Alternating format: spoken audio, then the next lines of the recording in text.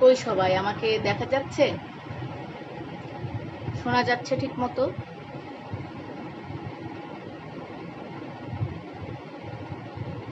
দেখতে পেলে, শুনতে পেলে একটু জানান আমাকে।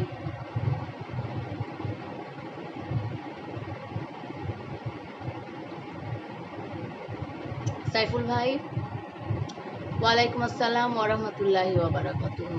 কেমন আছেন আপনি? আলহামদুলিল্লাহ, আমি খুব ভালো আছি। আল্লাহ যেরকম রেখেছে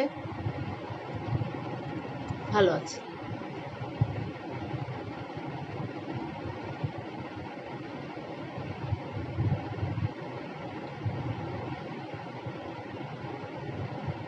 আজকে একটা ক্যাপশন দিয়েছি, খেয়াল করেছেন নিশ্চয়ই। বাংলাদেশের জাতীয় খেলা হাডুডু। আমরা সবাই জানি, নতুন করে বলার মতো কিছু নাই, যদিও আমরা প্রায় ভুলেই গেছি। আমাদের ছেলেমেয়েরা হাডুডু খেলতে জানে কিনা সেটাও একটা সন্দেহ। সেটাও আমি আমার কাছে কেন যেন মনে হয় যে বেশিরভাগ বাচ্চারাই আজকাল হাডুডু খেলতে জানে না। কিন্তু এই হাডুডু খেলার চর্চাটা আপনার পরিবার থেকে শুরু করে আপনার প্রতিবেশী, আপনার স্কুল কলেজ, আপনার কর্মক্ষেত্র, আপনার বস, কলিগস, সবার মধ্যে এমনভাবে ছড়িয়ে গেছে এবং এত জনপ্রিয় একটা খেলা, কিন্তু আমরা বাস্তবিক অর্থে খেলতে পারি না খেলাটা। আমাদের অভ্যাস হয়ে গেছে, আমরা কেউ একজন হয়তো বা একটু এগিয়ে গেছে, আপনি দেখবেন আপনার চারপাশে আপনার পরিবারেরই, আপনার আত্মীয় স্বজনের মধ্যে অনেকে আছেন, আপনি হয়তো কোনো কিছুতে একটুখানি এগিয়ে গেছেন বা কোনো জায়গায় নিজেকে একটু হয়তো বা প্রতিষ্ঠিত করতে পেরেছেন, কোনো জায়গায় হয়তো বা নিজেকে একটু মানে তুলে ধরতে পেরেছেন। আরে ও কেমনে করলো? প্রথম প্রশ্নটাই হবে এরকম, কিন্তু হ্যাঁ, মানে আপনার আশেপাশে প্রতিবেশী বলেন, আপনার পরিবার পরিজন আত্মীয় স্বজন বলেন, বিশেষ করে খালা, মামা, চাচা, ফুপু, এইসব মানুষগুলোর মধ্যে আপনি দেখবেন যে এই প্রবণতাটা খুব বেশি, যে কেমনে হলো, কিভাবে হলো, কার কাছে গেল, কিংবা খুব বাজেভাবে আর একটা শব্দ প্রয়োগ করা যায়, যেটা আমি আসলে লাইভে আপনাদের সামনে করতে চাই না। আপনারা এমনিতেই আমাকে অনেক ভালোবাসেন, আপনারা মানে কোনো খারাপ শব্দ ইউজ করে আমি আপনাদের চোখে খারাপ হতে চাই না। কিন্তু এই খেলাটা কিন্তু চলছে, খেলাটা অফিসে চলছে, খেলাটা আপনার বাচ্চারা যে স্কুলে পড়ে সেই স্কুলগুলোতে চলছে, খেলাটা আপনার পাশের বাড়ির প্রতিবেশীর সাথে আপনার চলছে, সামান্য ছাদে গাছ লাগাবেন, বারান্দায় গাছ লাগাবেন, বা ঘরে একটা কোনো একটা পোষ্য রাখবেন, সেখানেও চলছে। হাডুডু খেলা সর্বত্রই চলছে, কিন্তু এটা যে আসলে জাতীয় খেলা এবং কিভাবে খেলতে হয়, খেলাটা কিভাবে আন্তর্জাতিক লেভেলে সেইভাবে আরও একটু বিকশিত করা যায়, যদিও হয়, কিন্তু সেটা সেভাবে হয় না যেভাবে ক্রিকেট কিংবা ফুটবল হয়। জাতীয় খেলাটা সেভাবে ওই জাতীয় মাছের মতোই নিগৃহীত। এসকে মনি ভাই ভালো আছেন? আপু কেমন আছেন? আলহামদুলিল্লাহ। মনি ভাই আমি ভালো আছি, আলহামদুলিল্লাহ, খুব ভালো আছি।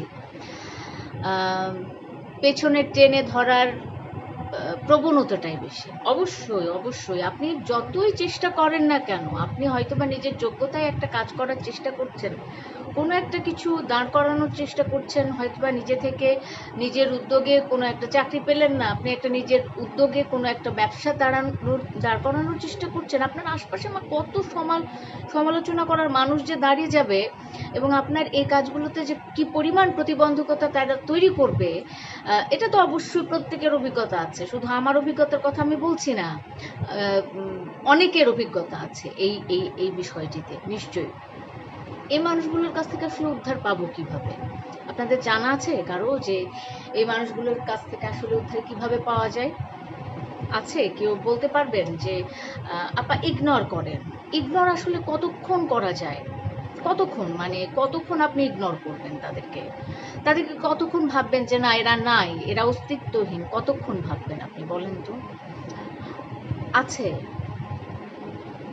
মাঠে নয় মানুষের মস্তিষ্কে চলছে। হ্যাঁ, মাঠে না, মানুষের মস্তিষ্কে চলছে হাডুডু খেলা। কিভাবে একটা মানুষ সামনে এগিয়ে গেলে তার পা ধরে টেনে তাকে পেছনে নিয়ে যাওয়া যায়, এই খেলাই চলছে কিন্তু সর্বক্ষণিক। আত্মীয় স্বজন, বন্ধু বান্ধব, কলিগ, বস, হ্যান ত্যান হাবিজাবি, আমরা যাদেরকে আপনজন বলে চিনি, সেই সব মানুষগুলোই আমাদেরকে বিপদে ফেলতে নানা রকমের চক্রান্ত করছে, নানা রকমের সবসময় একটা ষড়যন্ত্রের মধ্যে আছে। আমি অবাক হয়ে যাই যে কি করে মানুষ সবসময় ষড়যন্ত্রের মধ্যে থাকে। মনটা এমনিতে খারাপ, কারণ দেশের অবস্থা প্রচণ্ড অস্থির। আসলে অস্থিরতা কাজ করছে সব জায়গায়। একটা 5ই আগস্টের পর থেকে সারা দেশে এক ধরনের অস্থিরতা কাজ করবে, এটাই স্বাভাবিক। এটাই প্রত্যেকটা গণ অভ্যুত্থানের পর হয়েছে। একটা স্টেবল সময় আসতে কিছুটা সময় লাগবে। রাজনৈতিক দলগুলো নিজেদেরকে গুছাবে, তারা নিজেদেরকে স্টেবল করবে। এর মাঝখানে পাহাড়ের যে ঘটনাটা, কক্সবাজারের যে ঘটনাটা, সে একজন সেনা সদস্যকে কিভাবে মেরে ফেলা হয়েছে, সে ছবি যখন আমরা দেখছি, যে ফুটেজ যখন আমরা দেখছি, তখন আসলে তখনও কিন্তু মানে এক ধরনের অস্থিরতা কাজ করছে। এর মধ্যে যখন মানুষগুলা একজন আরেকজনের পা ধরে টানাটানির বিষয়টা চলে আসছে, তখন আমার খুব অবাক লাগে যে এরা এত সময় পায় কোথায়? এরা তাহলে আসল কাজ করে না, এরা মানে এই সময় ফালতু কাজগুলা করতেই তারা ব্যস্ত থাকে। এদের হাত থেকে আসলে রক্ষা পাওয়া কিভাবে সম্ভব? কিভাবে সম্ভব? যখন আপনি দেখবেন যে আপনি একটা ঘরে আছেন, সেই ঘরের মধ্যে 10 জন মানুষের মধ্যে 7 জন মানুষই কোনো না কোনোভাবে আপনাকে কিভাবে বিপদে ফেলা যায় সেই চেষ্টাটা করছে, তখন আসলে নিজেকে কিভাবে প্রোটেক্ট করেন আপনারা?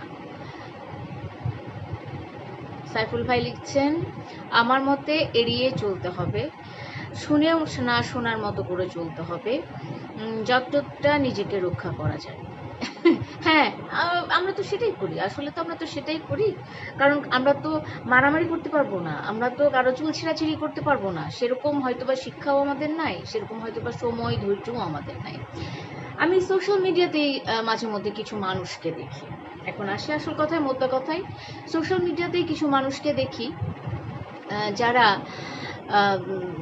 আপনাকে হয়তো ভালো মতো চেনেও না, আপনাকে হয়তো ভালো মতো বুঝেও না, আপনাকে হয়তো ভালো মতো জাজ করার ক্ষমতা বা সেই সুযোগও তার হয়নি। মানে আমি কি পারবো আমার ফ্রেন্ড লিস্টে যতজন আছে তাদের চারিত্রিক বিশ্লেষণ দিতে বা চারিত্রিক সনদপত্র দেওয়ার কাজ কি আমার? অবশ্যই না।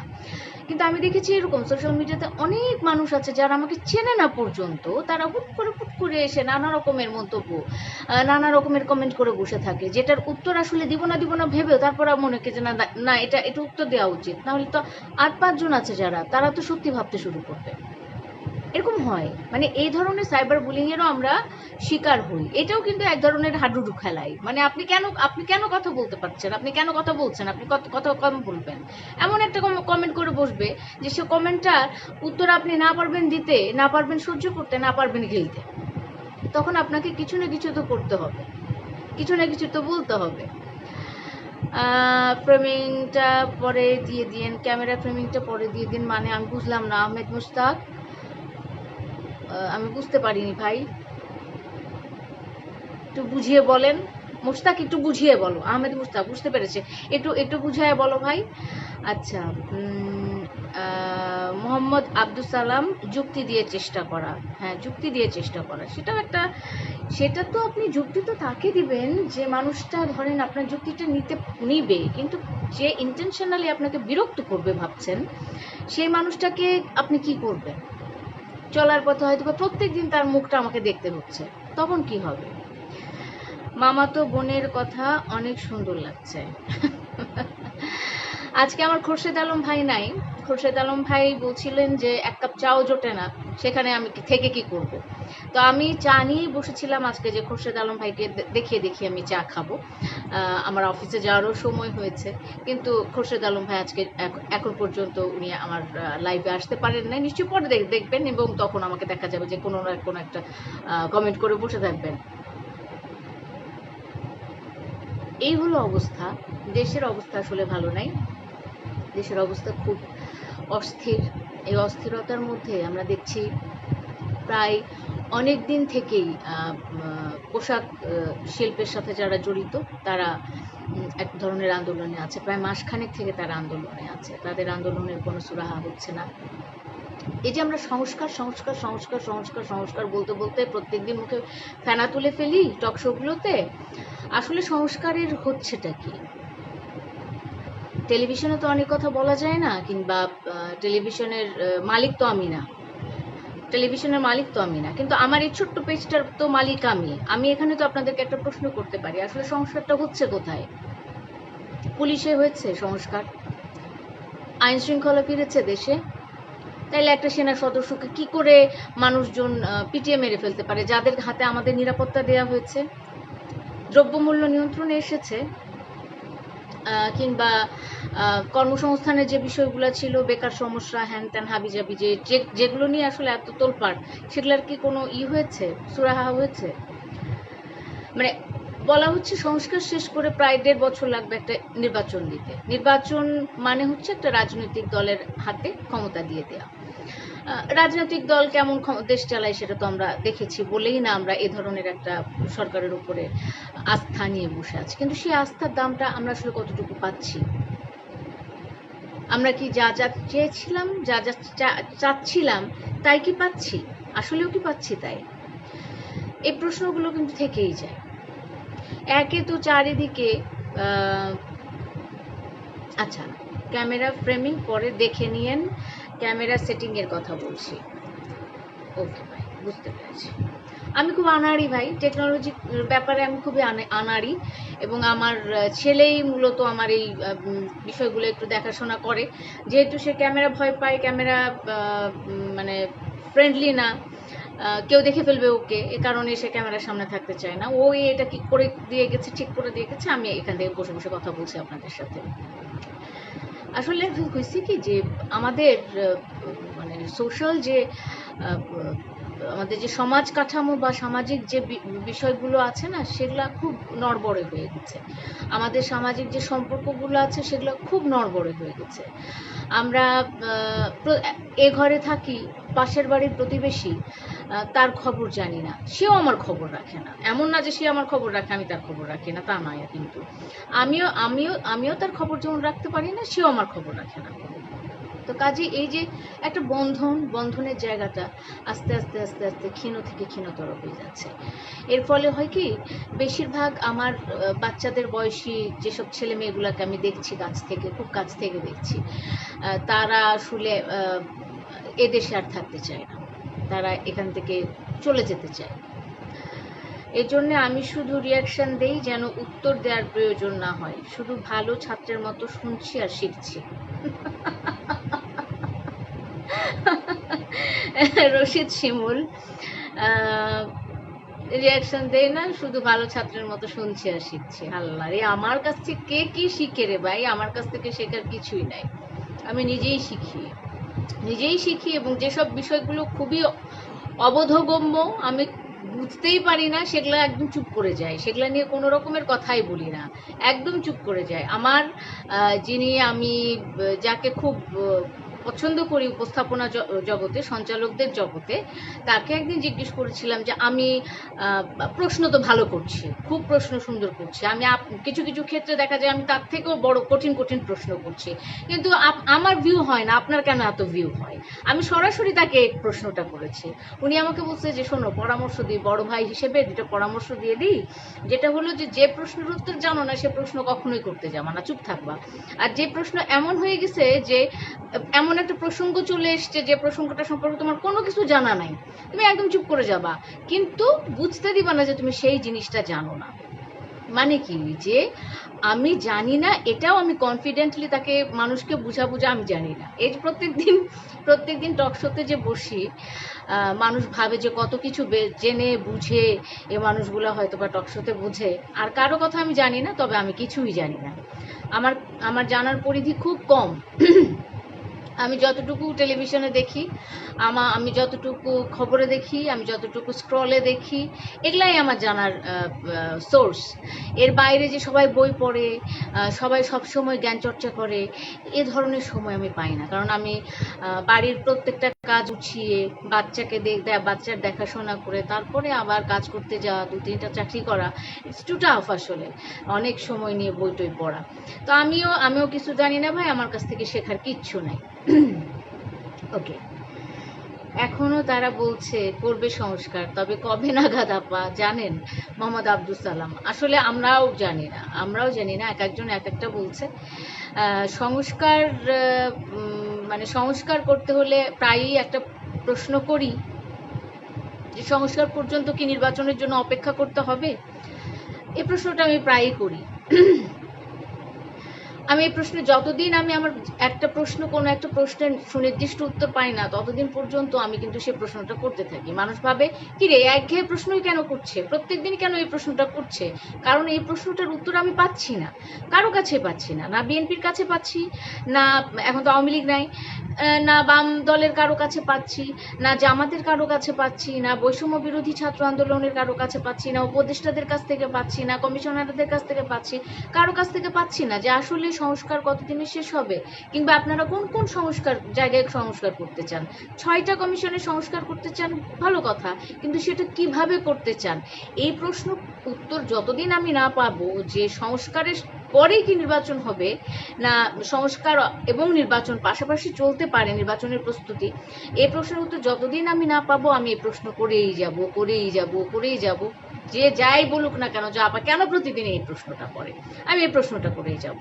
কারণ সংস্কার একটা দীর্ঘমেয়াদী প্রক্রিয়া, একটা চলমান প্রক্রিয়া। সব কিছুতে সংস্কার, আপনার পরিবার থেকে শুরু করে, আপনার বাজারঘাট থেকে শুরু করে, আপনার বাস, আপনি যে ট্রান্সপোর্টে প্রতিদিন যাওয়া আসা করেন, সেই সব জায়গাতে শুরু করে প্রত্যেকটা জায়গাতে সংস্কার প্রয়োজন। আপনি এত কিছু সংস্কার কত বছরে করবেন? এবং ওই অত বছর পরে গিয়ে, এত দীর্ঘ সময় পরে গিয়ে কি আপনি নির্বাচন দিবেন? আমি নির্বাচন আমি কোনো দলের পক্ষে কথা বলছি না, আমি না আওয়ামী লীগের পক্ষে কথা বলছি না, আমি আজ নির্বাচন দিলে কালকে বিএনপি সরকারে চলে আসবে, আমি মন্ত্রী হয়ে যাব, সেরকমও কোনো কিছু কিন্তু না। তা আমার কাছে প্রশ্ন হলো যে সংস্কারটা কবে নাগাদ হবে, বা কোন কোন জায়গায় সংস্কার হবে, কিভাবে হবে? To the point. ভালো লাগছে pointing out. Thank you very much Ahmed Mushtaq. Nice to you. Riyaz Khan, Riyaz ভাই ভালো আছেন? আমি ভালো আছি। ছাত্র অবস্থাও ফাঁকিবাজ ছিলেন আপু? হ্যাঁ, ফাঁকিবাজ ছিলাম, অবশ্যই ফাঁকিবাজ ছিলাম। ফাঁকিবাজ না হলে তো সাংবাদিক হই না মুস্তাক। হ্যাঁ, এটা কি আসলে কোন মুস্তাক আমি একটু দেখে নিই। সরি, এই যে আপনি নামটা চেঞ্জ করছেন, আইডির নামটা চেঞ্জ করছেন, আহমেদ মুশতাক লিখছেন। আহমেদ মুশতাক আমার এক ছোট ভাই, জুনিয়র এলাকার ছোট ভাই। এখন আমি মানুষকে কি করে বুঝাবো যে আহমেদ মুশতাক নামে যে লোকটাকে এতক্ষণ ধরে তুমি করে কথা বলছিলাম, তিনি আমার শিক্ষক, তিনি আমাকে ফাঁকিবাজ হতে শিখিয়েছেন। আমি কি করে বুঝাবো বলেন তো? আমি খুবই সরি। এই যে আহমেদ মুশতাক নামে যে মানুষটা হচ্ছেন আমার খুবই শ্রদ্ধেয়, খুবই পছন্দের, খুবই ভালোবাসার, খুবই ভালো লাগার একজন মানুষ আহমেদ মুশতাক। আমার রাজশাহী বিশ্ববিদ্যালয়ের গণযোগাযোগ এবং সাংবাদিকতা বিভাগে তিনি আমার শিক্ষক ছিলেন, এবং বলা যায় যে এক প্রকার তাদের জন্যই আসলে আমি পাশ করেছি। আমি এত ফাঁকিবাজ ছিলাম। জি স্যার, আমি খুবই ফাঁকিবাজ ছিলাম। এটা নিশ্চয়ই আপনি অবগত আছেন যে আমি খুবই ফাঁকিবাজ ছিলাম বলেই হয়তো বা সাংবাদিক হয়েছি, না হলে অন্য কিছু হতাম, অন্য কিছু হতাম আর কি। তো যাই হোক, আপনি আমার লাইভ দেখছেন, এই জন্য আমি খুবই আনন্দিত হচ্ছি, আপ্লুত হচ্ছি। একটু সেই সাথে জানিয়ে রাখি, হয়তোবা ভবিষ্যতে এই ছোট ছোট প্ল্যাটফর্মে আপনাদের সাথে আমার কথা হবে, আপনাদের সাথে আমার দেখা হবে। আমি হয়তোবা এই বড় টেলিভিশনটার সাথে আর বেশি দিন নাই, আমি একদম ছোট ভার্সনেই চলে আসছি। তখন তখন যাতে আপনাদেরকে পাশে পাই, এটারই কিন্তু একটা এই যে চর্চাটা, হাডুডু খেলা চর্চাটা করতেছি আর কি। আপনি ঘামছেন মনে হচ্ছে, বাতাস করে দিয়ে শিক্ষকের সেবা করতে পারলে কিছু সওয়াব পেতাম। আচ্ছা ঠিক আছে, ওকে ফাইন। এরপর থেকে যখন লাইভ করব তখন আপনাকে বলবো যে আপনি বাসায় আসেন, একটা তাল পাখা নিয়ে এসে বাতাস করেন, ঠিক আছে রশিদ শিমুল ভাই? হ্যাঁ, তো এখন যেটা হচ্ছে যে এভাবে আসলে আপনাদের সাথে আমার দেখা হবে। এর বড় যে টেলিভিশনের যে ব্যাপারটা, সেটা হয়তো বা খুব বেশি দিন আমি টেলিভিশনের সাথে নাই।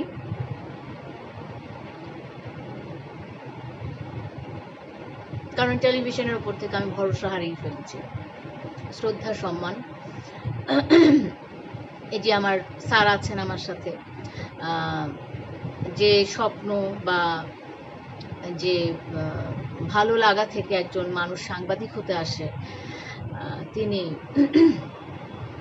তারা জানেন যে আমাদের স্বপ্নগুলা ঠিক কোন সময়ে এসে নষ্ট হয়ে যায়। তারা অবগত আছেন, তারা জানেন সেই বিষয়গুলো খুব ভালো মতো, এবং কী কারণে নষ্ট হয়, কী কারণে শেষ হয়ে যায় স্বপ্নগুলা, তারা জানেন। আপু এখনো গান করেন তো? সোনিয়া হক তুলি আমাদের সেলিব্রিটি। অবশ্যই গান করি, কেন করব না? আপনি বাসায় আসবেন যেদিন, সেদিন গান করব, অবশ্যই গান করব। গুনগুন করে করি, বাথরুমে করি, রান্না করতে গিয়ে করি। ওইভাবে মানে ই করে মানে আয়োজন করে করা হয় না গান। আর গান করা ভুলে গেছি রীতিমতো স্যার আমি আসলে। আর সেলিব্রিটি বলবেন না, অবশ্যই সেলিব্রিটি বলবেন না। আমি তুলি, আপনাদের তুলিই থাকতে চাই।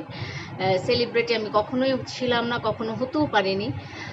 এটাই হয়তো বা আমার বাস্তবতা, যে আমি আসলে সেলিব্রিটি কখনো হতে পারিনি।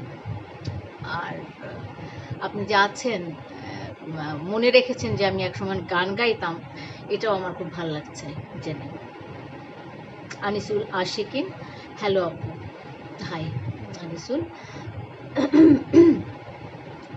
জুয়েল রাজ, আমি মুংলি থেকে দেখছি, আমার গ্রাম থেকে দেখছে, আমার এলাকার মানুষ। জুয়েল রাজ আমার গ্রাম থেকে দেখছে। আমার গ্রামের নাম মুংলি, আমার গ্রামের নাম মুংলি, এবং সেই গ্রামের পাশ দিয়ে বড়াল নদী যায়, এবং অসম্ভব সুন্দর একটা গ্রাম। মানে আরও সুন্দর ছিল মাঝখানে। জানি আমরা যে বড়ালের পাশে অনেকগুলা করা হয়েছে, ইটের ভাটা তৈরি করা হয়েছে। ইটের ভাটা করে দেখা গেল যে সেখানে যে আসল ফসল যেটা আম এবং অন্যান্য ফসল, সেগুলা নষ্ট হয়ে যাচ্ছে। কিন্তু বুঝলাম না আমার এলাকাবাসী কেন এই জিনিসটা বোঝে না, যে এই ভাটাগুলাই এই জায়গাটার মানে একেবারে মানে ফসলের যে ক্ষতিটা করছে, এটা কেন তারা বুঝতে পারলো না, সেটা বুঝলাম না। তবে এখন যেহেতু সরকার বদল হয়েছে, আর এর বেশিরভাগই ছিল সে সময়কার সরকার দলীয়, আমার মনে হয় যে এখন এলাকার মানুষ সচেতন হবে, এবং সচেতন হয়ে তারা হয়তো বা দেখা যাবে যে একটা ব্যবস্থা নেবে, এবং ব্যবস্থা না নিলেও অন্তত আমি ব্যক্তিগতভাবে এটার ব্যবস্থা নিতে চাই। From TV anchoring, don't quit from TV anchoring. Mohammad Abdul Salam, আসলে পরিবেশটা খুব খারাপ হয়ে গেছে রে ভাই। মিডিয়ার পরিবেশ আর পরিবেশ মানে কাজ করার মতো অবস্থাতে নাই, আমরা মিডিয়াতে কাজ করার মতো ইতে নাই। আপা কেমন? আবু তায়েব সৈকত, আপা কেমন আছেন? গাজী টিভিতে নাই আপনি? হ্যাঁ, গাজী টিভিতে আছি। গাজী টিভিতে আমার শো যায় প্রতিদিন রাত 11টা থেকে 12টা, ডিবেট টু নাইট। নামটা আমার দেয়া। নামটা কেমন হচ্ছে সেটাও আমাকে একটু জানাবেন। এই নামটা কিন্তু আমার দেয়া নাম। তো 3 রাত না ঘুমিয়ে আমি এই নামটা আবিষ্কার করেছি। তো সেক্ষেত্রে এই শোটা দিয়ে আসলে আমি বাংলাদেশের টিভি চ্যানেলের যে ক্যারিয়ার, সেটা আমি শেষ করতে চাই। এ কারণেই গাজী টিভিতে ঝুলে আছি। স্যার লিখেছেন, আপনার মিউজিক ভিডিও অসাধারণ ছিল, ওটা বিভাগের গ্রুপে দেয়া আছে, ভালো থাকবেন সব সময়। Thank you very much. বিভাগের গ্রুপে দিয়েছেন? ওখানে মানুষজন কমেন্ট করে স্যার, শোনে? শোনে, সেটাও তো একটা গর্বের ব্যাপার যে আমার গান মানুষ এখনো শোনে। আচ্ছা, রশিদ শিমুল ভাই আবার লিখেছেন, এখন সিরিয়াস কিছু জিজ্ঞেস করি, বর্তমান প্রেক্ষাপটে সংবাদ মাধ্যম ও সাংবাদিকতার ভূমিকা কি আগের মতোই নাকি ভিন্ন? আপনার কি মনে হয় বলেন তো, আগের মতোই নাকি ভিন্ন? আপা কেন ছেড়ে দিতে চাই, টেলিভিশন মিডিয়াটা কেন ছেড়ে দিতে চাই সেটা বুঝতে পারছেন? এই যে এখানে আমি এত ফ্রিলি কথা বলতে পারছি, এত ফ্রিলি মতামত দিতে পারছি, আপনি কি সুন্দর প্রশ্নটা করতে পারলেন যে ঠিক এখনকার প্রেক্ষাপটে কি বাংলাদেশের সংবাদ মাধ্যম এবং সাংবাদিকতার ভূমিকা আগের মতোই নাকি ভিন্ন? আমি এখন ঠিক আগে যে বিষয়গুলো ছিল, আমি আপনাকে মাঝখানের একটা ঘটনা বলি। যখন ইলেকশনের সময় হলো, সে সময় আমি ইলেকশনের শো করছি তখন, এবং আমি তখন আওয়ামী লীগের গেস্টও পাওয়া যেত, বিএনপির গেস্টও পাওয়া যেত, তার দুজনকেই প্রশ্ন করা হতো।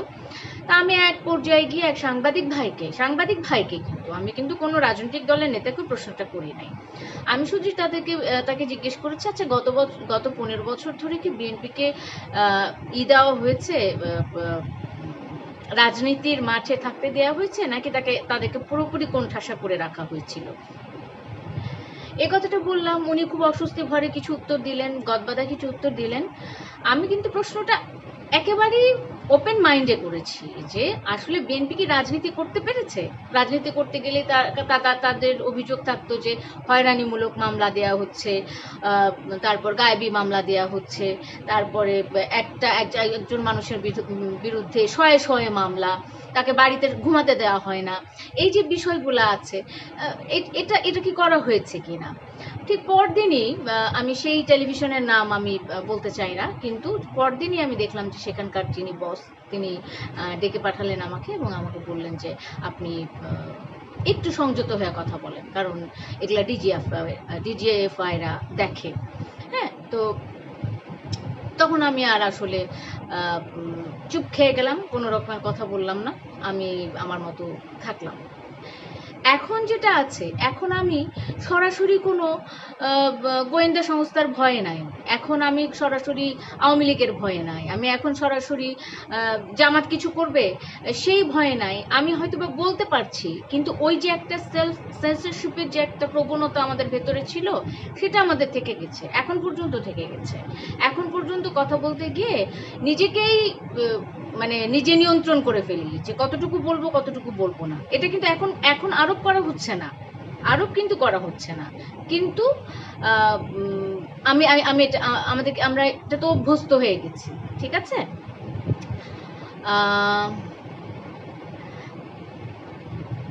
আরেকটা কথা বলি, সেটা হলো যে এখন পার্থক্যটা অন্য জায়গাতে আছে, পার্থক্যটা গেস্ট সিলেকশনের ব্যাপারে আছে। আপনি এখন বিএনপির গেস্ট দেখতে পাচ্ছেন, সমানে আপনি বৈষম্য বিরোধী ছাত্র আন্দোলনের গেস্ট দেখতে পাচ্ছেন, কিছু কিছু ক্ষেত্রে জামাতেরও গেস্ট দেখতে পাচ্ছেন, কিন্তু আপনি আওয়ামী লীগের গেস্ট দেখতে পাচ্ছেন না, কারণ তারা তো নাই। এই প্রশ্নটা আসলে ইলেকশনের আগে কিন্তু কেউ আমাদেরকে করেনি। এখন কি আপনি ঠিকমতো কথা বলতে পারেন? এই প্রশ্নটা কিন্তু করে নাই। তখন কিন্তু কোনো বিএনপির গেস্ট আসতো না, একতরফা একটা টক শো হতো, কিন্তু কেউ কিন্তু বলতো না যে আপনি কি একেবারে নিরপেক্ষভাবে কথা বলছেন, নাকি বিএনপির গেস্ট যেটুকুন আসে সেইটুকুনকে যে আপনারা যেরকম ছেড়াবেড়া করতেছেন, যা ইচ্ছা তাই বলতেছেন, মানছেনই না, আপনি কি কথা বলতে পারেন, নাকি আপনার অফিস আপনার উপর এগুলা চাপায় দেয়।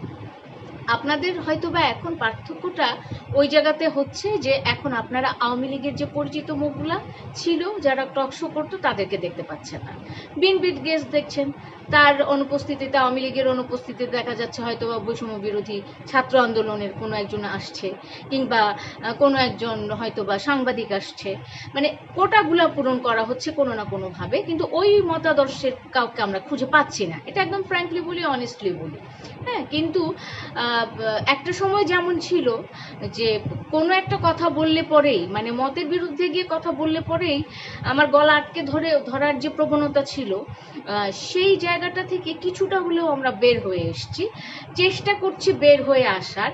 সবাই করছে কিনা জানি না, তবে আমরা কেউ কেউ আছি যারা চেষ্টা করছি। এমনও হয়েছে যে বসের ওপর বসগিরি করে আমরা অনেক সময় বের হয়ে আসি সেখান থেকে, নিজের মতো করে প্রশ্ন করার চেষ্টা করি, এবং বসেরাও অভ্যস্ত হয়ে গেছে যে না, এর থামায় কোনো লাভ হবে না, এ তো এই প্রশ্নটা করবেই, বসেরাও অভ্যস্ত হয়ে গেছে। কক্সবাজার সব খবর শুভকামনা জানিয়ে চলে গেলাম, রাতে দেখবো। আচ্ছা, চালিয়ে যাও। কক্সবাজার সব খবর, তিনি আমাকে কালকে যে ঘটনাটা ঘটেছে সেনা সদস্য মৃত্যুর ঘটনা, ওনার যে পেজটা সেখানেই আমি দেখেছি। আসলে খুব কষ্টকর এবং খুবই মানে আসলে রাতের বেলায় ঘুম হবে না এরকম টাইপেরই এইসব ফুটেজ। সবাইকে বলবো যে দেশের অবস্থা খুব একটা যে ভালো তা তো না, আমরা সবাই একটু সহনশীল থাকি, সচেতন থাকি, কারণ এই সচেতন থাকার মধ্যেই আসলে দেশের আপামর মানুষের নিরাপত্তা কিংবা ভালো জড়িয়ে আছে। আমার মনে হয় যে অনেকক্ষণ ধরে বকবক করেছে আপা, চাও ঠান্ডা হয়ে গেছে। দেখা হবে আবারও খুব তাড়াতাড়ি, এভাবেই দেখা হবে, কারণ টেলিভিশনে ফিডব্যাক পাই না। আপনারা আমাকে নিয়ে আমার কাজে কতটুকু সন্তুষ্ট বা কাজ করছি সেটি কতটুকু ভুল করছি, ত্রুটি করছি, সেটা আসলে আপনাদের সাথে সরাসরি শেয়ার করা যায় ছোট্ট এই 6 ইঞ্চির একটা প্ল্যাটফর্মের মধ্যেই। সেক্ষেত্রে আমার মনে হয় যে এখানে আমি বেশ কমফোর্টেবল আপনাদের সাথে কথা বলতে। হ্যাঁ, তো সে আপনাদের সাথে এভাবে আমার দেখা হবে, এভাবে নিশ্চয়ই আপনাদের সাথে আমি আমার যোগাযোগটা রক্ষা করে যাব। টেলিভিশনই তো আর সব না, দল আসবে দল যাবে, টেলিভিশন বদলাবে, এটাই স্বাভাবিক। এবং বাংলাদেশের প্রেক্ষাপটে মিডিয়ার বিষয়টা এরকমই। এখন অনেক দেরি হয়ে গেছে, অফিসে যাওয়ারও সময় হয়ে গেছে। আমার জন্য দোয়া করবেন, আমার পরিবারের জন্য দোয়া করবেন এবং সবাই ভালো থাকবেন। আসসালামু আলাইকুম।